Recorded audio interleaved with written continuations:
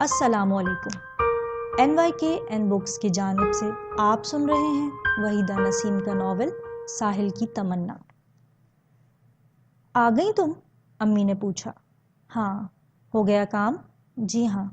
چلو اچھا ہوا، یہ نوشینہ کا دم بھی غنیمت ہے، اڑے پڑے وقت میں کام آتی ہے۔ نہ ہوتی غریب تو تم کہاں اکیلے دھکے کھاتی، انہوں نے بڑی سادگی سے کہا، اور مجھے جواب میں خاموشی اختیار کرنا پڑی۔ شام کو جب ہما آئی تو میں نے اس کو ساری رودات سنائی۔ پہلے تو نہایت خاموشی سے یہ سب باتیں سنتی رہی، پھر بولی، کوئی نہ کوئی بات ضرور ہوگی، ورنہ امی اس کو یوں ناپسند نہ کرتی۔ یاد ہے کہ امتحان کے زمانے میں انہوں نے ایک دن کے لیے بھی مجھے اس کے ساتھ نہیں بھیجا تھا۔ ہاں یاد ہے۔ اور یہ نادرا کون ہے؟ میں نے سوال کیا۔ میں کیا جانوں، میں نے بھی پہلی بار اس کا نام سنا ہے۔ میرا خیال تھا کہ تم اس سے واقف ہوگی۔ توبہ کرو، تم تو امی کی طبیعت کو جانتی ہو، میں تو ایسی لڑکیوں کے سائے سے بھی پناہ مانگتی ہوں۔ اس نے اپنے دونوں کان پکڑ کر جواب دیا، اور اس وقت یہ بات بظاہر ختم ہو گئی۔ 2-3 دن بعد میں اپنے کمرے میں بیٹھی اپنے گھر کے پریشان کن حالات کا جائزہ لے رہی تھی، اور یہ سوچ رہی تھی کہ آخر یہ گاڑی کس طرح کھچے گی۔ بھیا اور بھائی جان کی طبیعت کا لاؤبالی پن اب تک نہیں گیا۔ ابو کی موت کے حادثے نے مجھے تو ضرورت سے زیادہ سنجیدہ اور بردبار بنا دیا، لیکن ان دونوں کے کانوں پر جوں تک نہ رینگی۔ جب کبھی میری محبت اور امی کا خیال آتا ہے تو اس زور و شور سے کہ خدا کی پناہ، یہی معلوم ہوتا ہے جیسے آسمان سے تارے توڑ کر ہمارے قدموں میں ڈال دیں گے، اور اس کے بعد سوڈا واٹر کی بوتل کی جھاگ کی طرح یہ جوش و خروش ختم ہو جاتا ہے، اور پھر وہی خاموشی ہوتی ہے، وہی بے حسی۔ خدا کرے یہ جلد پڑھ لکھ کر کسی قابل ہو جائیں۔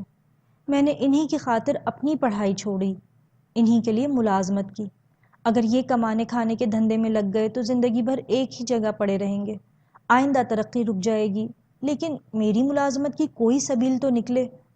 لبنان نے رضوی صاحب سے ملوایا تو ہے، مگر اب تک کوئی خاطر خواہ نتیجہ نہیں نکلا۔ سوچتی ہوں کہ اختر بھائی سے کیوں نہ کہوں کہ میں ملازمت کے بغیر نہیں رہ سکتی، اگر وہ اس سلسلے میں میری کوئی مدد کر سکتے ہیں تو ضرور کریں گے۔ لیکن اختر بھائی؟ اس کے بعد ان کی پرکیف اور سرور آگیں گفتگو اور ان کے پرخلوص باتوں نے مجھے ایسی لوریاں دیں کہ میں پھر انہی کے خواب دیکھنے لگی۔ میرے لبوں پر مسکراہٹ آ گئی اور دل میں عجیب و غریب طمانیت پیدا ہو گئی، اور اگر میں یہ کہوں تو بیجا نہ ہوگا کہ میں سب کچھ بھول کر انہی کے حسین خیالوں میں گم ہو گئی۔ تم یہاں پڑے پڑے کیا سوچ رہی ہو؟ ایک دھیمی سی آواز آئی۔ میں نے چونک کر نظریں اٹھائیں، نوشینہ میرے سامنے کھڑی تھی۔ کوئی بات نہیں، آؤ، کئی دنوں بعد دکھائی دی ہو، خیر تو ہے؟ میں نے خندہ پیشانی سے کہا۔ ہاں، ذرا کام میں لگ گئی تھی۔ اس نے بطور خاص اپنی قمیض کا دامن اس طرح میرے سامنے پھیلا دیا کہ میں اس کو دیکھوں، اور پھر وہ بیٹھ گئی۔ کپڑا تو بڑا زوردار ہے، میں نے پوچھا۔ جانتی ہو کہاں کا ہے؟ اس نے ذرا اترا کر کہا۔ نہیں، کوئٹہ کا ہے۔ واقعی؟ ہاں، پچھلے دنوں نادرا کے چچا کوئٹہ گئے تھے، وہاں سے یہ لائے تھے، ایک قمیض نادرا کے لیے، ایک میرے لیے، اس نے نہایت صفائی اور بے باکی سے کہا۔ چونکہ یہ سب باتیں میرے لیے نہیں تھیں، اس لیے میں نے پھر حیران ہو کر اس کی طرف دیکھا۔ اچھا، اور نہیں تو کیا، میں نے تو تم کو بتایا تھا کہ وہ بڑے زندہ دل ہیں، بلکہ بڑے دریا دل آدمی ہیں۔ تم اس روز ان کے ساتھ نہیں گئیں، ان کو بڑا ملال ہوا۔ پرسوں بھی فون پر تم کو پوچھ رہے تھے تمہاری سہیلی مینا کہاں ہے۔ خیریت تو ہے؟ مینا؟ مینا کون؟ میں نے چونک کر کہا۔ تم اور کون؟ لیکن ان کو میرا نام بگاڑنے کا حق کیا ہے؟ میں نے ذرا بگڑ کر کہا۔ وہ تو ان کی عادت ہے، وہ نادرا کو نادی اور مجھے نوشی کہتے ہیں، اس نے بڑے فخریہ انداز میں کہا۔ کہا کریں، تم پر ان کو اختیار ہوگا، لیکن میں پسند نہیں کرتی کوئی میرا نام بگاڑے، آیا سمجھ میں؟ اچھا، نہیں تو نہیں صحیح، لیکن وہ تم کو پوچھ رہے تھے، اس نے دوبارہ کہا۔ لیکن کیوں؟ کس لیے؟ نہ ان سے میرا کوئی رشتہ، نہ ناتا، نہ دوستی، اور نہ اتنی ملاقات۔ خیریت پوچھی جائے؟ ارے تم تو ناراض ہو گئیں، یہ تو ان کی خوش اخلاقی ہے۔ ویسے یہ بتا دوں کہ وہ کم لڑکیوں کو لفٹ دے، تم تو خوش، تم کو اتنا یاد کر رہے ہیں، نوشینہ نے بڑے عجیب انداز میں کہا۔ میں نے آنکھیں پھاڑ کر اس کی طرف دیکھا۔ یا تو یہ لڑکی مجھے الو بنا رہی ہے یا پھر خود احمق ہے۔ میں کیسے یقین کر لوں کہ میں جس شخص کو ایک مرتبہ نہایت سرسری طور پر دیکھا ہو وہ اپنا سب کام دھندا چھوڑ کر مجھے یاد کرنے بیٹھ جائے؟ کیوں؟ اس میں حیرانی کی کیا بات ہے؟ میری بات پر یقین نہیں آ رہا؟ نوشینہ نے مجھے خاموشی اور متعجب دیکھ کر کہا۔ یقین کرنے نہ کرنے کا سوال نہیں ہے، لیکن تم کو صرف اتنا بتا دینا چاہتی ہوں کہ میں تمہاری طرح جہاں دیدہ اور تجربہ کار نہ سہی مگر تھوڑی بہت دنیا میں نے بھی دیکھی ہے، میں نے نہایت وثوق سے کہا۔ کہاں دیکھی ہے مینا، یہی تو بات ہے۔ ایک دن ہمارے ساتھ سیر کو چلو تو پھر دیکھو کیا مزہ آئے گا، نوشینہ نے کہا۔ تم نے پھر میرا نام بگاڑا، میں نے غصے سے کہا۔ تم کو یہ نام پسند نہیں ہے؟ نہیں، میں صرف اسی نام کو پسند کرتی ہوں جو میرے والدین نے رکھا ہے۔ خیر یہی صحیح، اس نے بغیر برا مانے اور بغیر تیوری پر بل ڈالے کہا، اور پھر نادرہ اور اس کے چچا افسر کے قصے سنانے لگی جیسے پرستان کی سیر کر رہی ہو، اور اس کی عین تمنا یہی ہو کہ میں بھی اس کے ساتھ پر لگا کر اڑنے لگوں۔ وہ مسلسل بول رہی تھی اور میرے دل میں آ رہا تھا کہ میں اس سے پوچھوں کہ نادرہ کے اور تمہارے نام نہاد چچا شادی شدہ ہیں یا کنوارے؟ بال بچوں کی ذمہ داریاں سر پر نہیں تو ان مٹر گشتیوں کے لیے وقت کہاں؟ اور اگر اب تک گھر آباد نہیں ہوا ہے تو کیا تم دونوں میں سے کسی کے خواہش مند ہیں؟ کیونکہ یہ مجھے یقین تھا کہ کوئی سگا چچا اپنی بھتیجی کو لے کر اس طرح نہیں نکل سکتا۔ لیکن بات ٹیڑھی تھی، معاملہ نازک بلکہ نازک ترین تھا، اس لیے خاموشی اختیار کی اور سکون سے اس کی باتیں سنتی رہی۔ آخرکار اس نے اپنی بات اس آخری جملے پر ختم کی کہ بعض مرتبہ لوگ ہم چاندنی راتوں میں کلفٹن جاتے ہیں۔ سمندر چاندنی میں اتنا خوبصورت دکھائی دیتا ہے کہ میں تم کو کیا بتاؤں۔ ہم لوگ وہاں گھنٹوں بیٹھے موجوں کا تماشا دیکھتے رہتے ہیں۔ جب ہوا میں نمی اور فضا میں خنکی پیدا ہوتی ہے تو وہاں سے اٹھ کر آ جاتے ہیں، اور کبھی کبھی تو میرا دل ہی نہیں چاہتا کہ میں وہاں سے لوٹوں۔ یہ سب بے فکری اور فرصت کی باتیں ہیں، تم میرے حالات جانتی ہو۔ میرے پاس ان باتوں کے لیے وقت کہاں، میں نے سنجیدگی سے کہا۔ تم تو خواہ مخواہ اپنے اوپر مسائل کو مسلط کیے ہوئے ہو، ہر وقت ایک ہی بات سوچا کرتی ہو، کبھی تو اس ماحول سے ہٹ کر کھلی فضا میں نکلو، اس نے بڑے خلوص اور پیار سے کہا۔ دنیا میں سب سے بڑا مسئلہ روزی ہے، اور مجھ سے پوچھو تو ساری دنیا اس کے محور گھومتی ہے، جس کا نام روٹی ہے۔ خیر خیر، اب اتنا سنجیدہ بننے کی کوشش نہ کرو، تم اگر دل سے چاہو تو ملازمت کا مسئلہ بھی حل ہو سکتا ہے، کوئی ایسی مشکل بات نہیں۔ واقعی؟ میں نے پہلی بار اس کی باتوں میں دلچسپی لیتے ہوئے کہا۔ ہاں واقعی، افسر بھائی 2 منٹ میں نوکری دلوا سکتے ہیں، اسی لیے تو میں چاہتی تھی کہ تم ان سے مل لو، بڑے اثر رسوخ کے آدمی ہیں، دفتر میں بیٹھے بیٹھے فون پر بڑے سے بڑے کام کروا سکتے ہیں، اس نے جواب دیا، اور اس کی آنکھوں میں غیر معمولی چمک پیدا ہو گئی، اور میں اس کے سامنے ہتھیار ڈالتے ہوئے بولی، اچھا تو پھر کس وقت دیکھا جائے گا؟ اس کے بعد نوشینہ تو چلی گئی، لیکن میں اپنے خیالات کی رو میں بہتی رہی۔ دل یہی چاہتا تھا کہ اس کی بات کو پھر جا کر ہما سے کہوں، اس سے پوچھوں کہ نادرہ کے چچا نوکری دلا سکتے ہیں، کہو تو ان سے بات کروں، یا تم کہو تو اس وقت کا انتظار کروں جب لبنہ میرے لیے کوئی مسرت کی نوید لائے۔ اتنے میں دروازے پر کھٹکا ہوا، یقینی اختر بھائی ہوں گے۔ ان کے آمد کے خیال سے میں عجیب طرح کی مسرت محسوس کرنے لگی، لیکن آنے والے 2 ننھے منھے بچے تھے جن کو میں پڑھایا کرتی تھی، اسی لیے میں اپنی جگہ سے اٹھی اور باہر برآمدے میں آئی اور ان کو پڑھانے لگی۔ سنو سمینہ، یہ لوگ تمہارے پاس موجود ہیں؟ میں ذرا نوشینہ کی امی سے ملاؤں؟ امی نے برقع سنبھال کر کہا۔ جی، نوشینہ کے یہاں آپ جا رہی ہیں؟ میں نے چونک کر کہا۔ ہاں، میں تو دوپہر نوشینہ کے ساتھ ہی نکل جاتی، لیکن تمہاری تنہائی کی وجہ سے نہیں گئی، انہوں نے برقعے کا اوپر والا حصہ سر پر ڈالتے ہوئے کہا۔ اچھا جائیے، شام کے لیے کچھ پکا لینا، سبزی رکھی ہے، آٹا بھی گوندنا ہے، امی نے جاتے جاتے ہدایت دی اور پھر چلی گئیں۔ میں نے کچھ دیر تک ان دونوں کو پڑھایا، پھر ان کو لکھنے کا کام دے کر خود باورچی خانے میں چلی گئی۔ بھیا آلو کا بھرتا بڑے شوق سے کھاتے ہیں، کیوں نہ ان کے لیے پکا لوں، اور بھائی جان کو ٹماٹر کی چٹنی پسند ہے، کیوں نہ ان دونوں کے لیے ان کی پسند کے کھانے پک جائیں۔ دسترخوان پر آئیں گے تو جی خوش ہو جائے گا، آخر دن بھر کے تھکے ہارے آتے ہیں، ان کو تو اچھا کھانا ملنا ہی چاہیے، اور بھائی جان تو اب ملازمت بھی کرتے ہیں، آج تنخواہ کم ہے کل زیادہ ہوگی، بھیا کی تعلیم بھی ختم ہو جائے گی، پھر اس گھر کے دن بھی پھر جائیں گے، یہ لیل و نہار یہ گردشیں ہمیشہ تو نہیں رہیں گی۔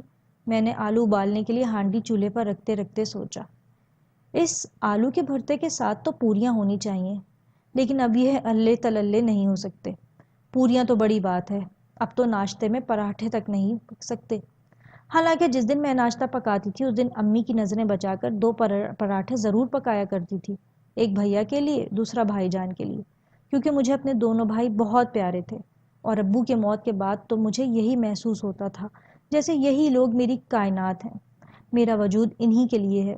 مجھے یقین تھا کہ میرا یہ خلوص، میری یہ محبت اور میری یہ قربانیاں رائے گاہ نہیں جائیں گی۔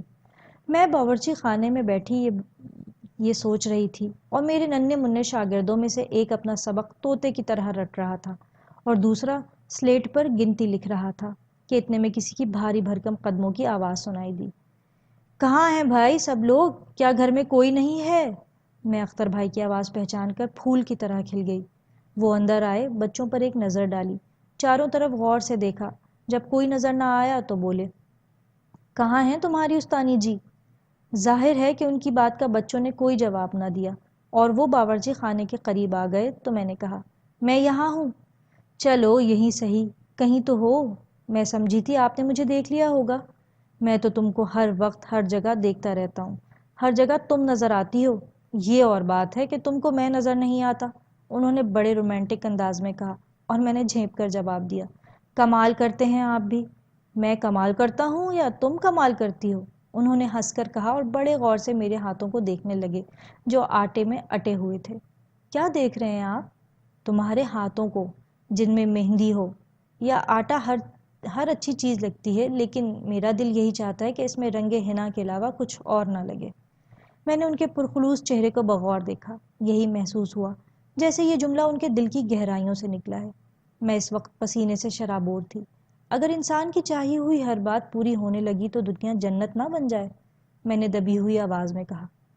خلوص نیت اور طلب صادق شرط ہے، میرا تو یقین ہے کہ اس کے بعد ہر تمنا پوری ہو سکتی ہے، بقول شخص سے منزل کے لیے 2 گام چلوں اور سامنے منزل آ جائے۔ انہوں نے میری آنکھوں میں آنکھیں ڈال کر کہا، اور میں نے اپنے ماتھے سے بہتا ہوا پسینہ اپنا ہاتھ اونچا کر کے کرتے کی آستین سے پوچھا، کیونکہ میرے دونوں ہاتھ بدستور آٹے میں بھرے ہوئے تھے۔ خدا کرے کہ ایسا ہی ہو، ورنہ بعض مرتبہ یہ منزل بہت ٹھوکریں کھلاتی ہے، ہر گام پر ایک سراب ملتا ہے اور ہر قدم پر راہی ٹھوکر کھاتا ہے۔ میں نے جواب دیا۔ وہ میری بات بڑے غور سے سنتے رہے، چند لمحوں کے لیے تو پتھر کے بت کی طرح خاموش رہے، اور پھر میری طرف بڑے پیار سے دیکھ کر آہستہ سے بولے، اس قدر زیادہ فلسفی بننے کی کوشش نہ کرو، مجھے تمہارے منہ سے یہ باتیں اچھی نہیں لگتی۔ اچھا؟ ہاں، میں تو تمہاری شیریں زبان سے صرف محبت کے 2 میٹھے بول سننا چاہتا ہوں، شاید یہی وہ نغمہ ہے جس کے لیے میرے کان ترس رہے ہیں۔ اختر بھائی نے دروازے کے اوپر والی چوکھٹ پکڑ کر بڑے جذباتی انداز میں کہا، کاش آپ میرے احساسات، میرا مطلب ہے کہ میری مجبوریوں کو سمجھ سکتے، اندازہ کر سکتے کہ میں اور شدت جذبات میں الفاظ میری حلق میں پھنسنے لگے۔ میں سمجھ رہا ہوں سمینہ، لیکن تم کو کیسے یقین دلاؤں کہ میں تم کو کتنا عزیز رکھتا ہوں؟ میں تم کو رتی برابر تکلیف میں نہیں دیکھنا چاہتا۔ جب تم اداس ہوتی ہو تو مجھے یہی معلوم ہوتا ہے جیسے زندگی میرے لیے کوئی خوشی نہیں ہے۔ جب تمہارے چہرے پر سکون اور مسکراہٹ ہوتی ہے تو میں سمجھتا ہوں کہ کائنات میں رنگینیاں ہی رنگینیاں بکھری ہیں۔ انہوں نے بڑی درد مندی اور سنجیدگی سے کہا۔ میرا چہرہ جو گرمی اور چولہے کی آنچ سے پہلے ہی سرخ ہو رہا تھا اور بھی تمتمانے لگا۔ میری نگاہیں زمین پر ایسی گڑیں کہ اٹھ نہ سکیں، اور ہاتھ آٹے کی تھالی میں جہاں تھے وہیں جم گئے۔ وہ مجھے مسلسل دیکھتے رہے، میرے دل کی دھڑکنیں ہر لمحے تیز ہوتی رہیں، اور مجھے گھبرایا ہوا خاموش دیکھ کر انہوں نے خود کہا، تم کس سوچ میں پڑ گئی سمینہ؟ کچھ نہیں، کوئی بات نہیں، میں نے رک رک کر کہا۔ ایسا لگتا ہے جیسے تم کو میری کسی بات کا یقین نہیں ہے۔ یقین؟ اگر آپ کی بات کا نہ کروں تو کس کی بات کا کروں؟ یہی تو میں بھی کہہ رہا تھا۔ پھر کیا بات ہے جو تم بیٹھے بیٹھے اداس ہو جاتی ہو، ہنستے ہنستے کسی گہری سوچ میں پڑ جاتی ہو، کچھ کہتے کہتے رک جاتی ہو؟ آخر مجھے بھی تو معلوم ہو کہ تم کو کون سا غم ہے، کون سی فکر ہے؟ انہوں نے انتہائی خلوص اور یگانگت سے سوال کیا۔ یہ تو آپ جانتے ہیں کہ گھر کے حالات کیا ہیں، مجھے آج کل روزگار کے علاوہ کوئی اور فکر نہیں۔ بھیا اور بھائی جان اگر کسی قابل ہو جائیں تو میرا اور امی کا بوجھ ہلکا ہو۔ میں نے دل کی بات بتا دی۔ یہ تو میں سمجھ رہا ہوں، لیکن سوال یہ ہے کہ یہ بوجھ اٹھانے کے لیے کیا تم ہی رہ گئی ہو؟ اس کی فکر تو تمہاری امی کے بعد خسرو اور پرویز کو ہونا چاہیے۔ اس ذکر کو چھوڑیے، یہ بتائیے کہ اب میری ملازمت کا کیا ہوگا؟ اسکول کا کام تو ختم ہو گیا، اور ضروری نہیں کہ وہ مجھے دوبارہ جگہ دیں۔ لبنہ نے کیا کیا؟ وہ بھی تو بڑی مستعدی دکھائی رہی تھی۔ آپ کو بتایا تو تھا کہ وہ رضوی صاحب کے یہاں لے گئی تھیں۔ ابھی تک کوئی جواب نہیں ملا، اور ہاں ایک بات اور ہے۔ کیا؟ خیر اس وقت جانے دیجیے، میں پھر بتاؤں گی، میں نے اپنے ہاتھوں سے آٹے کو چھڑاتے ہوئے کہا۔ نہیں نہیں، جانے کیوں دوں، ابھی بتاؤ۔ کوئی خاص بات نہیں، میں نہیں مان سکتا۔ ضرور تم کسی معاملے میں الجھی ہوئی ہو، جس کے متعلق پوچھتے پوچھتے رک گئیں، انہوں نے تاڑتے ہوئے کہا۔ میں آپ سے نہیں چھپا رہی ہوں، میں یہ بتا رہی تھی کہ نوشینہ کی ایک سہیلی نادرہ ہے، اس سے میری ملاقات ہوئی تھی۔ وہ کہہ رہی تھی کہ اس کے چچا بڑے اثر رسوخ کے آدمی ہیں، وہ مجھے اچھی جگہ ملازمت دلوا سکتے ہیں۔ میں نے کہا اور رک گئی۔ لیکن وہ ہیں کون، کیا کرتے ہیں؟ یہ تو میں نہیں جانتی۔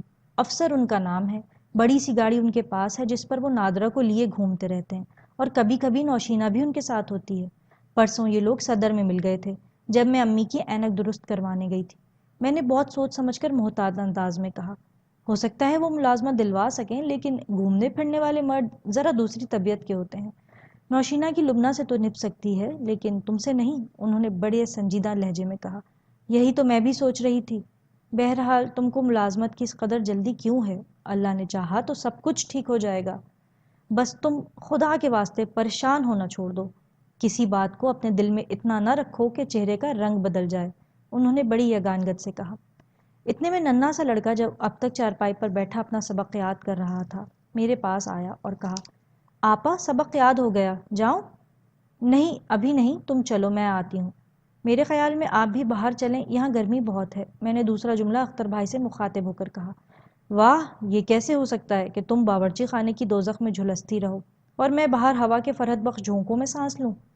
اچھا چلیے، میں بھی چلتی ہوں۔ میں نے پاس رکھے ہوئے پانی میں ہاتھ دھوئے، ہانڈی چولہے پر سے اتاری، آلو سرد پانی میں ڈالے، آٹا ایک پیالے سے بند کیا اور اختر بھائی کے ساتھ باہر آئی۔ تو پھر آپ نے یہ نہیں بتایا کہ میں نادرہ کے چچا سے ملازمت کی بات کروں یا نہیں؟ میں نے ان سے اس طرح سوال کیا جیسے میں ان کی مرضی کے بغیر کوئی قدم نہیں اٹھانا چاہتی تھی، جیسے ان کی رائے اور ان کا فیصلہ میرے لیے آخری اور حتمی ہے۔ کر لو اگر مناسب سمجھو تو، ویسے ان کو جانتا نہیں ہوں جو ان کے متعلق کوئی رائے قائم کروں، انہوں نے رک رک کر اس طرح کہا جیسے بڑے مجبور ہوں۔ ابھی یہ ذکر جاری تھا کہ امی واپس آ گئیں۔ میں نے بچوں کی لکھائی دیکھنا شروع کر دی اور اختر بھائی لپک کر ان کی طرف بڑھ گئے۔ ارے تم کب آئے اختر؟ بس ابھی آیا ہوں، 2 منٹ ہوئے، بس یوں سمجھ لیجئے کہ اب واپس جانے والا تھا، انہوں نے جواب دیا۔ میں تو یہاں 2 قدم کے فاصلے پر نوشینہ کے یہاں گئی تھی، بیٹی تو گھر پر تھی لیکن ماں غائب تھیں، ان کے پیروں میں تو بلیاں بندھی ہیں، کیا مجال ہے جو ایک جگہ جائیں۔ میں بھی تھوڑی دیر انتظار کر کے چلی آئی، امی نے برقع اتارتے ہوئے کہا، اور چارپائی پر بچوں کے پاس بیٹھ گئیں۔ میں نے ان دونوں کو چھٹی دی۔ اختر بھائی امی سے باتیں کرنے لگے اور میں باورچی خانے میں چلی گئی۔ اختر بھائی کتنی دیر تک یہاں گھر ہیں؟ اس چوکھٹ پر اس سڑی گرمی میں پسینہ بہتا رہا، لیکن وہ تو باتوں میں اتنے محو تھے کہ نہ سر کا ہوش نہ پیر کا، اور میں نے ان کو چائے تک کو نہ پوچھا۔ دل تو چاہتا ہے کہ گرم چائے، ٹھنڈا شربت، جو وہ چاہیں بنا دوں، جو چیز وہ پسند کریں ان کے لیے پکا دوں۔ یا تو وہ دن تھے یا جب بھی مجھے یہ بھی گوارا نہ تھا کہ امی ان کی خاطر تواضع کریں، اور اب یہ حال ہے کہ دل چاہتا ہے کہ خود ہی ان کی پسندیدہ چیزیں پکاؤں۔ لیکن نہیں، ایسا نہیں ہو سکتا، مجھے عقل اور ہوش مندی سے کام لینا ہوگا۔ لبنہ اگر ان کے گلے کا ہار بن کر بھی لٹک جائے تو کوئی اس کی طرف انگلی نہیں اٹھائے گا، کیونکہ اس کا باپ صاحب حیثیت ہے، خاندان والوں کے 20 کام ان سے نکلتے ہیں، کسی کی مجال ہے جو منہ کھولے۔ لیکن اگر اختر بھائی میری طرف دیکھ کر مسکرائے بھی تو افسانہ بن جائے گا، سب یہی کہیں گے کہ پیسے کے لیے سمینہ اختر بھائی کو پھانس رہی ہے۔ میرے دل میں پھر وہی پرانے اندیشے سر اٹھانے لگے جنہوں نے مجھے اتنی یگانگت اور پسندیدگی کے باوجود اختر بھائی سے دور رہنے پر مجبور کیا۔ شام ہو چکی تھی، چراغ جل چکے تھے، اب تک بھیا کا پتہ نہ تھا، نہ ہی بھائی جان کا۔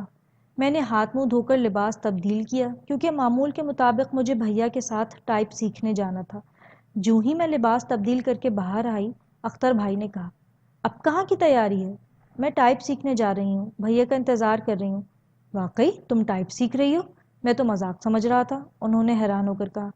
کمال کرتے ہیں آپ، اگر یقین نہ ہو تو امی سے پوچھ لیجئے، میں نے جواب دیا۔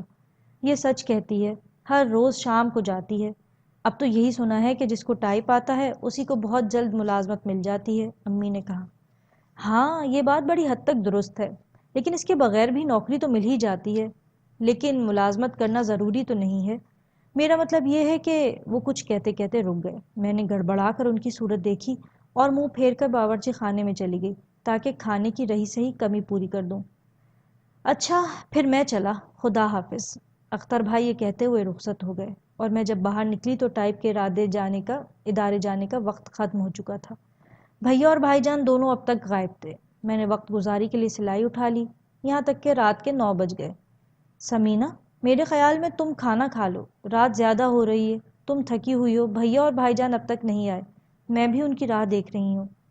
میری تو آنتیں قل ہو اللہ پڑھ رہی ہیں، تو پھر آپ کو کھانا دے دوں؟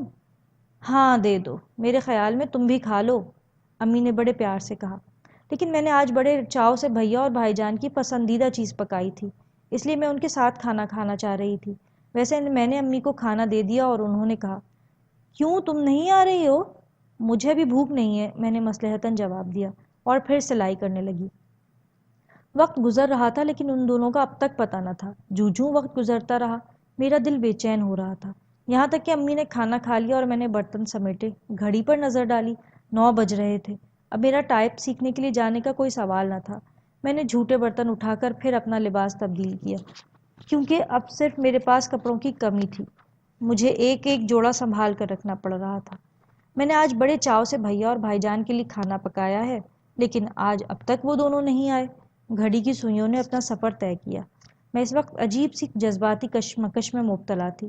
ایک طرف تو میری آنکھوں میں سنہرے خواب تھے جو اختر بھائی دکھا گئے تھے، وہ حسرت آمیز الفت کی خلش تھی جو وہ مجھے بخش گئے تھے، جس کا رازدار کوئی نہیں تھا۔ ہما کو بھی میں نے پوری باتیں نہیں بتائی تھیں۔ دوسری طرف بھیا اور بھائی جان کا انتظار ہو سکتا ہے کہ اس وقت میں نے اختر بھائی کے اپنے جذبات کو چھپانے کے لیے خیالات کا دھارا بڑی شدت کے ساتھ اپنے بھائیوں کی طرف موڑ دیا۔ بہرکیف جو بھی وجہ ہو، اس وقت میں یہی چاہتی تھی کہ کسی نہ کسی طرح بھیا اور بھائی جان آ جائیں، بڑے پیار سے کہیں، ارے سمینہ تم نے کھانا نہیں کھایا، اور پھر میں جواب دوں کہ میں آپ کا انتظار کر رہی تھی، میں نے آپ کے لیے گھر کی تنگی ترشی میں بھی یہ پکا کر رکھا ہے۔ دونوں خوش ہو کر مجھے پیار سے دیکھیں، ان کو پتہ چلے کہ میں نے کیا پکایا ہے، اور پھر ہم تینوں ایک ساتھ ہنستے بولتے کھانا کھائیں۔ میں بڑی دیر تک یہی سوچتی رہی، یہاں تک کہ رات کے 10 بج گئے۔ میں نے امی کا بستر بچھا دیا، باورچی خانے کو حسرت سے دیکھا جہاں گرم ببول پر اب تک ہانڈیاں رکھی تھی اور بانس کی ہلکی پھلکی ڈلیا میں دسترخوان میں لپٹی ہوئی روٹیاں رکھی ہوئی تھیں۔ تو کب تک جاگتی رہے گی سمینہ؟ کھانا کھا کر سو جاؤ، امی نے نماز پڑھ کر سلام پھیرتے ہوئے کہا۔ جی میں نماز پڑھنے جا رہی ہوں، میں نے مری ہوئی آواز میں جواب دیا، اور خدا کے حضور سربجود ہو گئی، اور میرے لب پر دعائیں ہی دعائیں جاری ہو گئیں جو میری تمنائیں تھیں، یعنی اپنے دونوں بھائیوں کے لیے ترقی، کامرانی، خوشحالی اور امی کی صحت اور درازی عمر۔ اور اس کے بعد جب میں نے اپنے لیے دعا کے واسطے ہاتھ اٹھاتی تو اختر بھائی کا چہرہ نگاہوں میں گھوم جاتا، اور آج تو ان کی صورت آنکھوں میں بسی ہوئی تھی۔ مجھے کچھ اپنے آپ سے حجاب آیا اور میں نے نماز ختم کر دی۔ بھیا اور بھائی جان اب تک نہیں آئے، آخر کہاں رہ گئے؟ اب تو رات کے 11 بج رہے ہیں۔ میں نے باورچی خانے سے کھانا اٹھا کر نعمت خانے میں رکھا، روشنی مدھم کی اور خالی پیٹ اپنے بستر پر لیٹ رہی۔ امی پر بھی نیند کا غلبہ طاری تھا، لیکن ان کے ذہن میں بھی یہی بات مسلط تھی کہ لڑکے اب تک گھر نہیں آئے۔ خدا خدا کر کے 12 بجے دروازے پر کھٹکا ہوا اور دونوں خوش خوش اندر آئے۔ بڑی دیر کر دی آج آپ لوگوں نے۔ او بس دیر ہو گئی، بھیا نے کہا۔ ہاں دیر ہو گئی، بعض مرتبہ دوستوں کے ساتھ وقت ایسا گزرتا ہے کہ پتہ ہی نہیں چلتا گھڑی میں کیا بجا ہے، بھائی جان نے کہا۔ میرا خیال تھا کہ دونوں بھوکے گھر آئیں گے، آتے ہی کھانا مانگیں گے، لیکن ان کی شکلیں بتا رہی تھی کہ پیٹ بھرے ہوئے ہیں۔ بھیا نے آتے ہی جوتے اتارے اور پیروں سے موزے نکال کر اتنی دور اچھالے کہ ایک طرف گیا اور دوسرا دوسری طرف۔ بھائی جان نے اس کے جواب میں اپنی وہ شرٹ اتار کر ان کے منہ پر پھینکی، حالانکہ یہ کپڑے میں نے ایک دن پہلے ہی دھوئے تھے۔ وہ شرٹ استری کرتے کرتے ہاتھ چھل ہو گئے تھے، میرا دل جل گیا۔ اس کے بعد دونوں نے بالکل اسکول کے بچوں کی طرح آپس میں ہنسی مذاق شروع کر دیا، اور امی نے کہا، معلوم ہو گیا کہ تم لوگ گھر آ چکے ہو، اب باتیں ختم کرو تو کھانا کھاؤ، بیچاری سمینہ تم دونوں کے انتظار میں سوکھ رہی ہے۔ او ویری سوری سمینہ، تم نے اب تک کھانا نہیں کھایا؟ نہیں، بلکہ آپ کے لیے آپ کا پسندیدہ آلو کا بھرتا اور ٹماٹر کی چٹنی تیار کر کے رکھی ہے۔ ارے چھوڑو بھی، آج تو ہم نے ایسا عمدہ ڈنر کیا ہے کہ بس مزہ آ گیا۔ گرینڈ مینیو، بھائی جان نے کہا۔ سچ سمینہ، واقعی مزہ آ گیا، اب یہ آلو ٹماٹر وماٹر تو روز ہی ملتے ہیں، ہفتے میں کم از کم ایک آدھ دن کم سے کم باہر کھانا ضروری کھانا چاہیے، بھیا نے کہا۔ اور مجھے یوں محسوس ہوا جیسے میری محبت سب رائے گا گئی۔ یہی سوچا کہ شاید ان دونوں کو میرے جذبات کی نزاکت اور احساسات کے خلوص سے زیادہ باہر کا چٹخارا پیارا ہے، اور میں گردن جھکا کر آنسو پینے لگی اور جل کر بولی، جی ہاں ضرور کھانا چاہیے، بشرطے کہ جیب میں پیسے ہوں۔ او ہو تم تو بگڑ گئیں میری اچھی بہن، جا کر کھانا کھا لو، بھوکے رہنا اچھا نہیں، بھائی جان بولے۔ کھا لوں گی، بی اے گڈ گرل، جاؤ، بھیا نے ہاں میں ہاں ملائی۔ بڑے آئے وہاں سے انگریزی بولنے والے، معلوم ہے آج گھر پر تھی اس لیے بڑی محنت سے آپ لوگوں کے لیے کھانا پکایا تھا، پتہ ہوتا کہ آپ لوگ ڈنر اڑا رہے ہوں گے تو کیوں اس گرمی میں باورچی خانے کی آگ میں جلتی۔ او سمینہ تم تو برا مان گئیں، بلیو می پہلے سے کوئی اس قسم کا پروگرام نہیں تھا، ہم لوگ سیدھے یہیں آ رہے تھے، ہمیں راستے میں رومی پکڑ کر لے گیا، اس کے دوست کے یہاں پارٹی تھی، قسم خدا کی ہم لوگوں نے بڑا انجوائے کیا، بھائی جان بولے۔ اور میں تو تم کو یاد کرتا رہا، وہاں جو لڑکیاں آئی تھیں بڑی اسمارٹ تھیں، تم دیکھتی تو خوش ہو جاتی، بھیا نے کہا۔ آپ دونوں خوش ہو گئے نا، بس یہی کافی ہے میرے لیے، میں نے جواب دیا اور اپنے بستر پر چادر تان کر لیٹ گئی۔ حالانکہ میری آنتیں قل اللہ پڑھ رہی تھیں، دل جل رہا تھا، خون کھول رہا تھا، لیکن بھیا اور بھائی جان دونوں میرے احساسات سے بے نیاز لڑکیوں کا ذکر ہنس ہنس کر رہے تھے، اور وفور مسرت میں بالکل چھوٹے بچوں کی طرح ایک دوسرے کو تکیوں سے مار رہے تھے۔ یہ اگر میرا خیال نہیں کرتے تو کم از کم امی کا لحاظ کر لیں، ان کی نیند تو خراب نہ کریں۔ جب میرا دل زیادہ جلا تو میں نے اختر بھائی کے جملوں اور باتوں کو ذہن میں تازہ کیا، اور محبت کی ٹھنڈی چھاؤں میں سب کچھ بھول کر نیند کی آغوش میں پہنچنے لگی۔ لیکن آفرین ہے امی جان پر کہ انہوں نے ایک لفظ بھی نہ کہا، چادر سے منہ نکال کر ان دونوں کو دیکھا اور پھر کروٹ بدل کر سو گئیں۔ وہ رات بڑی ادھیڑ بن میں گزری۔ ایک طرف بھیا اور بھائی جان سے وہ شکوہ تھا جو اگر ان سے کرتی بھی تو ان کی سمجھ میں نہ آتا، دوسری طرف اختر بھائی جان کی گفتگو جن کے آگے میں اپنے حرف مطلب کو کوشش کے باوجود زبان پر نہیں لا سکتی تھی۔ دوسرے دن صبح بھیا اور بھائی جان دیر سے اٹھے، لیکن میں اپنے وقت پر جاگی۔ صبح کی نماز کے بعد حسب معمول باورچی خانے میں گئی، چائے تیار کر کے امی کو جگایا۔ بھیا اور بھائی جان دونوں اب تک چادر تانے سو رہے تھے، اتنے غافل کہ ان کو جگانا آسان نہ تھا۔ ان کے بشرٹ، موزے اور رومال اب تک بے ترتیبی سے بکھرے ہوئے تھے۔ میں نے ایک سرد آہ بھر کر ان کو پھر سلیقے سے رکھا اور امی کے ساتھ ناشتہ کرنے بیٹھ گئی۔ اے سمینہ، ان لڑکوں کے کپڑے بہت جمع ہو گئے، ذرا انہیں بھگو دو تاکہ دھل سکیں۔ روز تو دھوتی ہوں امی، لیکن یہ سلیقے سے رکھتے نہیں۔ کل کے استری والے کپڑوں کی حالت دیکھی آپ نے؟ اور دونوں بنیان اور پتلون پہنے سو رہے ہیں، یہ نہیں کہ کھونٹی پر سے رات کے کپڑے اتار کر پہن لیں۔ اب رات کے کپڑے رہے کہاں، جب تک وہ زندہ تھے یہ سب چونچلے تھے، امی نے سرد آہ بھر کر کہا۔ اب تو ان کو اور زیادہ احساس ہونا چاہیے، رات کے کپڑے برے ہوں یا بھلے جیسے بھی ہوں پہننے میں کیا حرج ہے، کم سے کم یہ قیمتی پتلون تو نہیں گھسیں گے، کچھ ان کی عمر ہی بڑھ جائے گی، میں نے بڑبڑاتے ہوئے کہا۔ ارے چھوڑو بھی، تم تو بعض مرتبہ بالکل اپنے باپ کی طرح باتیں کرنے لگتی ہو، اس عمر میں ان باتوں کا کسی کو ہوش نہیں رہتا، امی نے کہا، اور میں چائے کے ساتھ خون کا سا گھونٹ پی کر چپ ہو گئی۔ جب میں ناشتہ اٹھا چکی، امی سلائی میں لگ گئیں تو بھیا بیدار ہوئے، انہوں نے بھائی جان کو جگایا، ایک بیت الخلا پہنچے، دوسرے نے وہاں سے نکل کر غسل خانے کی راہ لی، اور ان کے گانے کی آواز سن کر میں سمجھ گئی کہ غسل طویل ہو رہا ہے۔ میں گھر کے خرچ اور گھر کی ذمہ داریوں کو جس طرح محسوس کر رہی تھی اور جس قدر اس سلسلے میں پریشان تھی، اس کا عشر اشیر بھی بھائی جان اور بھیا محسوس نہیں کرتے تھے۔ آج کوئی نئی بات نہ تھی، بلکہ اکثر و بیشتر یہی ہوتا تھا کہ میں ان کے لیے رات کو کوئی چیز خاص طور پر پکاتی اور وہ عین اسی دن گھر سے غائب رہتے۔ صبح کو جب بچا ہوا کھانا کسی کتے کو دیتی یا وہ خراب ہو جاتا تو مجھے بڑا دکھ ہوتا۔ اگر معلوم ہوتا کہ یہ حضرات کھانا نہیں کھائیں گے تو میں ہنڈیا کیوں پکاتی؟ میں اور امی تو چائے کے ساتھ بھی روٹی کھا لیتے ہیں۔ جب تک میں ملازم رہی ان باتوں کا خیال کم رہا، لیکن اب تو ایک ایک پیسہ گن کر خرچ کرنے کی نوبت آ رہی تھی۔ میں ایسی ادھیڑ بن میں تھی کہ بھیا کی آواز آئی۔ ہاں بھائی سمینہ، کہاں ہو تم؟ کیا کھلا رہی ہو ناشتے میں؟ جی میں آیا کہ جواب دوں کہ اپنا کلیجہ، گھی کا ایک قطرہ گھر میں نہیں، رات کو جو کچھ پکایا تھا وہ اب تک سڑ رہا تھا، اس وقت تو بس خالی چائے پی کر پیٹ بھرے۔ لیکن میں یہ جواب نہ دے سکی اور دھیمے سے کہا، جو آپ کہیں پکا دوں، آج تو چھٹی کا دن ہے، کیا آج بھی پراٹھا نہیں پکاؤ گی؟ بھائی جان نے کہا۔ پکاتی ہوں، میں نے مری ہوئی آواز میں کہا اور اس گھی کے متعلق سوچنے لگی جو رات کو میں نے آلو کے بھرتے میں ضائع کیا تھا۔ آٹا گوندھ چکی تھی، لپک کر رضیہ خالہ کے یہاں پہنچی۔ وہاں ہما سے 2 چمچے گھی لیا اور پھر ان کے لیے پراٹھے پکا کر ناشتے رکھ دیے۔ میری گڑیا سی بہن کتنی پیاری ہے، دیکھا میں نہ کہتا تھا کہ سمینہ ضرور اچھا سا ناشتہ کروائے گی۔ دونوں بھائیوں نے میری تعریف کے پل باندھ دیے اور میں پھر خوش ہو گئی۔ اتنے میں امی مسکراتی ہوئی آئیں اور بولی، رات کو تم نے اس غریب کو بھوکا مار دیا، ایک تو وہ تمہارے لیے خاص طور پر اس گرمی میں کھانا پکائے، پھر تمہاری راہ دیکھے اور بھوکی سو جائے۔ واقعی تم نے رات کھانا نہیں کھایا؟ بھائی جان نے سوال کیا۔ اور کیا امی جھوٹ بول رہی ہیں؟ یہ تو بہت برا ہوا، تم نے آخر بتایا کیوں نہیں؟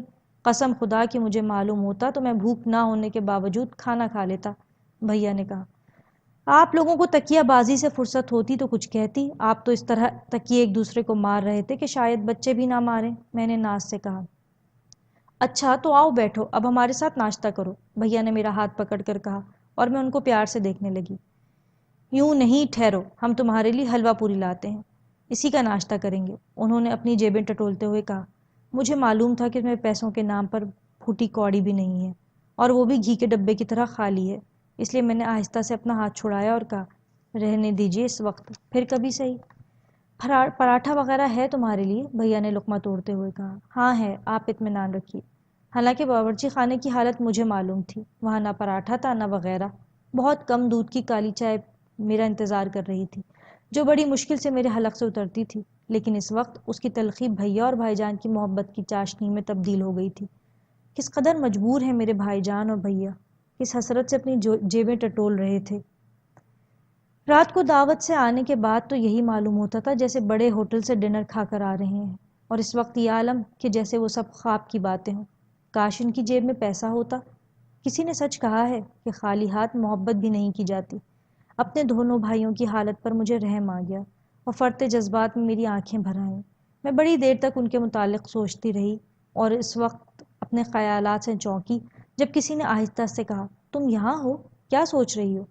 میں نے اپنی پلکوں سے نمی پوچھی، چائے کی پیالی نیچے رکھی، آنسو بھری آنکھیں اوپر اٹھائیں۔ ہما میرے سامنے کھڑی تھی۔ اپنے افکار میں مجھے اتنا ہی یاد تھا، آج اتوار ہے، چھٹی کا دن ہے، ہما ناشتہ کر کے میرے یہاں ضرور آئے گی۔ چائے اب پی رہی ہو؟ ہاں، ناشتے میں دیر ہو گئی، میں نے ہما کو اشارے سے بیٹھنے کے لیے کہا اور خود ناشتے کے برتن باہر سے اٹھا کر لائی اور دھونا شروع کر دیے۔ بھیا اور بھائی جان جا چکے تھے۔ ہما سے میرے ایسے تعلقات تھے کہ اس کی موجودگی میں برتن دھونا، چولہا جھونکنا، جھاڑو وغیرہ کرنا کوئی بات نہ تھی۔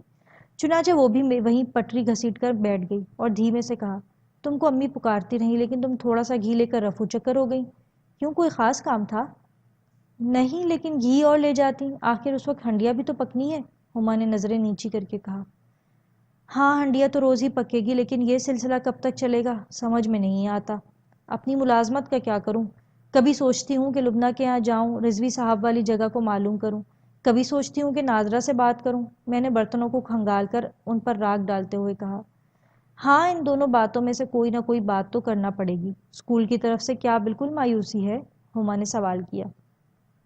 ہاں، اب مایوسی ہی سمجھو، اور پھر جس انداز میں وہ کام لیتے ہیں اور جس طرح کی تنخواہ دیتے ہیں اس کے پیش نظر تو ہماری گزر بسر نہیں ہو سکتی۔ بات یہ ہے کہ ان اسکولوں میں وہی لڑکیاں کام کرتی ہیں جن کے پاس اپنا مکان اور پیسہ سبھی کچھ ہو، اور وہ محض وقت گزاری کے لیے وہاں جائیں اور تنخواہ سے اپنے اوپر کا خرچہ پورا کریں۔ جن کے اوپر پورے کنبے کا بوجھ ہو وہ کب تک یہ گاڑی کھینچ سکتی ہیں؟ ہاں، یہ تو تم سچ کہتی ہو، اسی لیے تو اب میں شش و پنج میں ہوں۔ ادھر امی سلائی کے لیے پریشان ہیں، نوشینہ کے یہاں پیسوں کے واسطے 2 مرتبہ جا چکی ہیں، لیکن وہ گھر پر نہیں ملتی۔ آخر وہ اس پریشانی اور ضعیفی میں وہاں کتنے چکر کاٹیں گی؟ مجھے کوئی معقول ملازمت مل جائے تو ان کا یہ سلسلہ ختم کروا دوں، میں نے مونچھ کی رسی برتن سے مانجھتے ہوئے کہا۔ ارے ان کا بھی ایک مشغلہ ہے، تم جانو کہ یہ بڑے بوڑھے لوگ گھر میں بیکار نہیں بیٹھ سکتے، ان کو بھی وقت گزارنے کے لیے کوئی کام چاہیے۔ اور ہاں، اس سلسلے میں تمہارے اختر بھائی کیا کہتے ہیں؟ ہما نے اس انداز میں سوال کیا کہ مجھے ان کی گزشتہ دن والی ساری باتیں یاد آ گئیں، اور میں نے اپنے دل کی دھڑکنوں اور سانس کی تیز رفتار کو چھپانے کے لیے برتن مانجھنے کی رفتار تیز سے تیز تر کر دی، پھر ہاتھ اٹھا کر آستین سے اپنے ماتھے کا پسینہ پونچھا اور کہا، ان کی بات نہ کرو، وہ تو اللہ جانے کیا کیا سوچتے ہیں اور کیا کیا کہتے ہیں، میں نے آہستہ سے منہ پھیر کر کہا۔ ان کی بات نہ کروں تو کس کی بات کروں؟ ذرا اور میری طرف دیکھ کر جواب دو، ماتھے کا پسینہ تو تم پونچھ چکی، چہرے کی سرخی کو کون مٹائے گا؟ اس نے مجھے چھیڑا اور مجھ سے کوئی بات بنائی نہ بنی۔ میں بدستور اپنے کام میں لگی رہی۔ مجھے خاموشی اور افسردہ دیکھ کر اس نے پھر کہا، سمینہ، زندگی بڑی عجیب رہ گزر ہے۔ اس میں بعض اوقات انسان کو وہاں مجبوراً رکنا پڑتا ہے جہاں سے وہ سرسری طور پر گزر جاتا ہے، اور بعض مرتبہ اس جگہ سے بھاگنا پڑتا ہے جہاں وہ بیٹھ کر سستانا چاہے۔ میں تمہاری کیفیت کو سمجھتی ہوں۔ میرا خیال ہے کہ اب وہ بند کمزور پڑنے کو ٹوٹنے لگے ہیں جو تم نے اتنے دنوں سے اپنے احساسات کے باندھے تھے۔ ہاں، بس کچھ اسی طرح ہو رہا ہے، میں نے ایک سرد آہ بھر کر کہا۔ لیکن کیا ہو رہا ہے، کچھ تو بتاؤ۔ اور اس کے جواب میں نے اس کے سامنے ایک ایک لفظ دہرایا اور کہا، ہما، مجھے یہی محسوس ہوتا ہے جیسے وہ مجھے ایک پل کے لیے بھی اداس نہیں دیکھنا چاہتے۔ ان کو ہر وقت میری فکر رہتی ہے۔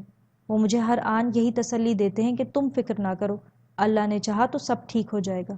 اچھا، ہما نے تعجب سے کہا۔ ہاں، اور تم نے یہ نہیں پوچھا کہ سب ٹھیک کیسے ہوگا، کب ہوگا؟ یہ تو اللہ ہی بہتر جانے، میں تو صرف اتنا سمجھ رہی ہوں کہ وہ مجھے تسلیاں دے رہے ہیں، اس کے سوا کچھ نہیں، میں نے ایک سرد آہ بھر کر کہا۔ خیر، تسلی اور صرف تسلی یہ نہیں ہو سکتا، اس کی تہ میں ضرور کوئی بات نہیں، تسلی نہ صحیح غم گساری، میں نے گھبرا کر جواب دیا۔ چلو، دلداری کا لفظ میں استعمال نہیں کرتی، لیکن ان سے اتنا تو پوچھا ہوتا کہ سب کچھ ٹھیک کیسے ہو جائے گا۔ وہ تم کو کوئی ملازمت دلوا رہے ہیں یا پھر تمہارے مستقبل کے لیے اپنی خدمات پیش کر رہے ہیں؟ اس نے شرارت سے کہا۔ خیر، اس کا تو سوال ہی نہیں پیدا ہوتا۔ کیوں؟ اس لیے کہ میرے اور ان کے درمیان جو خلیجیں ہیں وہ کبھی نہیں پاٹی جا سکتی۔ میں اپنی اوقات اور اپنی بساط کو خوب سمجھتی ہوں۔ اللہ تعالیٰ کو انکساری اور تواضع بہت پسند ہے۔ کیا عجب ہے کہ اس کا کوئی بندہ بھی انہی اوصاف کا شیدائی ہو۔ یہ سب باتیں تو ہوتی ہی رہیں گی، میں تو صرف تم سے اتنا پوچھ رہی تھی کہ اب میں کیا کروں، لمنا کا دروازہ کھٹکھٹاؤں یا نوشینہ اور نادرہ کی مدد حاصل کروں؟ میں نے مجبور ہو کر کہا۔ میں نے برتن سمیٹتے ہوئے کہا، کہیں نہ کہیں تو جانا ہی پڑے گا، ہما نے جواب دیا۔ اصل میں بات یہ ہے کہ مجھے اپنے سے زیادہ بھیا اور بھائی جان کی فکر ہے۔ میرا یا امی کا ہاتھ خالی ہو تو کوئی بات نہیں، گھر میں پیٹ پر پتھر باندھ کر بیٹھ سکتے ہیں، لیکن اس عمر میں لڑکوں کا خالی ہاتھ ہونا بڑا خطرناک ہوتا ہے۔ باہر نکلتے ہیں، بازاروں میں گھومتے ہیں، اچھی بری چیزیں دیکھتے ہیں، جانے کس وقت کس شے کو دل چاہے اور کیا کر بیٹھیں۔ سمینہ، تم بعض اوقات ایسی باتیں کرتی ہو کہ یہی معلوم ہوتا ہے جیسے کوئی دادی یا نانی بول رہی ہو، ہما نے مسکرا کر کہا۔ اتنے میں رضیہ خالہ مجھے پکارتی ہوئی آئیں، اور جب میں نے ان کو کمرے یا برآمدے میں نظر نہ آئی تو سیدھی باورچی خانے میں آئیں اور بولی، حد کر دی تم نے بھی، ارے صبح سے میں تم کو پکار رہی تھی اور تم ایک چمچہ گھی لے کر ایسی گئیں کہ پلٹ کر بھی نہ دیکھا۔ انہوں نے پیالے بھر گھی نعمت خانے پر رکھتے ہوئے کہا۔ میں نے کنکھیوں سے پیالے کو دیکھا اور پھر نظریں نیچی کر کے پوچھا، آپ کو مجھ سے کوئی کام تھا؟ کام کیا ہوتا، گھی دینے کے لیے روک رہی تھی، تم نہیں رکی تو میں خود لے آئی۔ ظاہر ہے کہ وہ میری اماں کے برابر تھیں، میری ہمت نہ گھی واپس کرنے کی تھی اور نہ کچھ کہنے سننے کی، اس لیے خاموش ہو رہی اور برتن دھو کر وہ چھوٹا سا چوکور حوض صاف کر دیا جہاں برتنوں کا جھوٹا پانی گرا تھا۔ اس کے بعد میں اور ہما اپنے کمرے میں آ گئے اور رضیہ خالہ امی سے باتیں کرنے لگی۔ وقت گزرتا گیا، میرے پاس اپنے مسائل کا کوئی حل نہ تھا۔ دوپہر بھر بھی اپنے بستر پر پڑی رہی، یہی سوچتی رہی اور آخر کار میں نے فیصلہ کر لیا کہ 2-1 روز میں لبنہ کے پاس جاؤں گی۔ نوشینہ اور نادرہ کے مقابلے میں ان کی بات بھاری بھرکم ہے، اور پھر وہ مجھ کو رضوی صاحب سے بھی ملوا چکی ہیں۔ مجھے اپنے سامنے کئی راستوں سے یہی راستہ زیادہ پسند آیا، اور سپہر کو میں نے امی سے کہا، امی، میں لبنہ کے یہاں جاؤں؟ کیوں، کوئی کام ہے کیا؟ ملازمت کے بارے میں پوچھنا ہے، شاید رضوی صاحب کے یہاں کوئی جگہ نکلی ہو۔ اب تو میں اس بیکاری پریشانی سے تنگ آ گئی ہوں۔ یہ پریشانیاں تو میرے لیے ہیں بیٹی، تیرے تو کھیلنے کھانے کے دن ہیں، لیکن کیا کروں، تجھے باہر نکلتے اور نوکری کرتے دیکھتی ہوں تو کلیجہ ٹکڑے ہوتا ہے۔ امی نے خلاف معمول اپنے خیالات کا اظہار کیا۔ یہ سب وقتی باتیں ہیں، جب وہ وقت اور وہ زمانہ نہ رہے تو یہ دن بھی گزر ہی جائیں گے، آپ فکر نہ کریں۔ یہ کہہ کر میں نے وفور جذبات میں امی کے گلے میں باہیں ڈال دیں اور بھررائی ہوئی آواز میں کہا، بس یہی دعا کیجیے کہ بھیا اور بھائی جان جلد اپنے اپنے امتحانوں میں پاس ہو جائیں تو ہمارے گھر کا کال کٹے۔ مجھے زندگی بھر تو ملازمت نہیں کرنی۔ خدا تیری زبان مبارک کرے، تیرے منہ میں گھی شکر۔ پروردگار وہ وقت لائے جب تو اپنے گھر کی ہو اور تیرا بھائی سونے کے سہرے تیرا بیاہ کریں، انہوں نے مجھے دعائیں دیتے ہوئے کہا، اور میں نے ان کے سینے سے لگ کر کہا، تو میں پھر لبنہ کے یہاں چلی جاؤں؟ کچھ تو معلوم ہوگا کہ ملازمت کی کوئی سبیل نکلی یا نہیں، یوں گھر میں بیٹھنے سے تو کام نہیں چلے گا۔ ہاں ہاں، چلی جاؤ، آخر وہ لوگ غیر تو نہیں ہیں۔ آپ چلیں گی میرے ساتھ؟ میں اکیلی کیسے جاؤں؟ میں ان کے سامنے تیری نوکری کی بات کرنے کہاں جاؤں بیٹی؟ تمہاری اور لبنہ کی بات اور ہے، میرے خیال میں تو تم کو نوشینہ کو لے لو، امی نے جواب دیا، کیونکہ وہ جانتی تھیں کہ رضیہ خالہ ہما کو میرے ساتھ کہیں گھر نہیں بھیجیں گی، اس لیے انہوں نے نوشینہ کے متعلق کہا۔ نوشینہ کو لے لوں؟ میں نے ذرا ہچکچا کر کہا، کیونکہ اس کے نام کے ساتھ ہی مجھے اس کی سہیلی نادرہ، اس کے چچا افسر بھائی یاد آ گئے، اس لیے میں صرف سوالیہ انداز میں امی کی طرف دیکھ کر رہ گئی، اور انہوں نے تاڑتے ہوئے کہا، کیوں، کوئی بات ہے کیا تم اس کے ساتھ جاتے ہچکچا رہی ہو؟ نہیں، میں اس کے ساتھ چلی تو جاؤں، لیکن اس کی سہیلی نادرہ مجھے پسند نہیں ہے، آج کل تو وہ اس کی دم چھلا بنی ہوئی ہے۔ تو اس سے کیا ہوا، وہ بھی تو آخر لڑکی ہے، امی نے جواب دیا۔ لڑکی میں بھی فرق ہوتا ہے، وہ ہمیشہ اپنے چچا کی گاڑی میں نوشینہ کو لے کر گھومتی رہتی ہے، اس دن بھی ملی تھی جس دن میں آپ کی اینک بنوا کر لائی تھی۔ تو کیا ہو گیا، اچھا ہے تم بھی سواری کی مصیبت سے بچ جاؤ گی، امی نے بڑے پرسکون انداز میں جواب دیا۔ ان کو اب تک اس طوفان کا اندازہ نہ تھا جو میرے احساسات میں برپا تھا۔ میں نے اس نازک مسئلے پر امی سے اس وقت گفتگو مناسب نہ سمجھی، اور یہ کہتی ہوئی وہاں سے چلی گئی کہ اچھا اسی کے ساتھ چلی جاؤں گی۔ اس کے بعد میں نے نوشینہ سے مل کر کہا کہ مجھے لبنہ کے یہاں جانا ہے، تم کو کس وقت فرصت ہے، کب چلو گی؟ تمہارے کام کے لیے میرے پاس فرصت ہی فرصت ہے، جب کہو حاضر ہوں، لیکن سوال یہ ہے کہ لبنہ صاحبہ گھر میں ملیں تب۔ اچھا کیا، وہ گھر سے باہر بھی رہتی ہیں؟ کیوں، کیا ان کو کوئی اور کام نہیں؟ اس نے ہنس کر کہا، اور پھر خود ہی بولی، خیر تم اس کی فکر نہ کرو، میں آج شام کو اس سے پوچھ لوں گی۔ آج شام کو تم جا رہی ہو کیا؟ میں نے سوال کیا۔ شاید ابھی طے نہیں ہے، اگر امی گئیں تو چلی جاؤں گی، اس نے بڑی بے نیازی سے کہا، اور پھر وہ دور افق پر نظریں گاڑ کر کچھ سوچتے ہوئے بولی، نادرہ کو بھی تمہارا خیال ہے؟ تم اگر میری بات مانو تو افسر بھائی سے مل کر اپنی نوکری کی بات پکی کر لو، بڑے بااثر آدمی ہیں، نہ جانے انہوں نے کئی لڑکیوں کو ملازمتیں دلوائی ہیں، بیچارے سفارش بھی کرتے ہیں اور تعارف بھی کرواتے ہیں، اتنے نیک اور خدا ترس آدمی ہیں کہ میں کیا بتاؤں، چٹکی بجاتے میں تمہارا مسئلہ حل کر دیں گے۔ نوشینہ نے ان کی تعریفوں کے پل باندھتے ہوئے کہا، یہ سب بعد میں دیکھا جائے گا، فی الوقت تو میں لبنہ کے یہاں جانا چاہتی ہوں، میں نے اس کی بات کو ختم کرتے ہوئے کہا۔ تو چلو، مجھے کب انکار ہے، پرسوں میں کالج سے جلدی آ جاؤں گی، تم میرا انتظار کرنا، نوشینہ نے بڑے خلوص سے کہا۔ کب تک آؤ گی؟ یہی کوئی 11 بجے تک۔ اچھا، اور اگر نہ جا سکو تو صبح آ کر بتا دینا کہ میں تمہارا انتظار نہ کروں، میں نے وقت بچانے کے لیے کہا، اور اس نے اس بات میں سر ہلا دیا۔